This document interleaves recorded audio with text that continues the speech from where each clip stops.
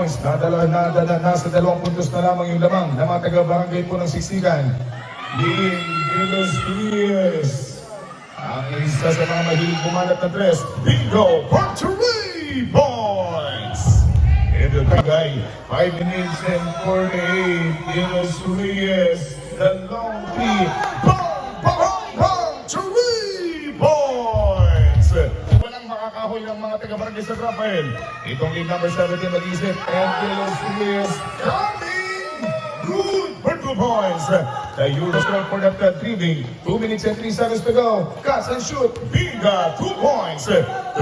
35 seconds na lalabing oras for the second quarter. Dilos Diaz come up for another 2 points. 35 minutes and 20 seconds to go for the third. 41 deadlock. Shot clock down to 10.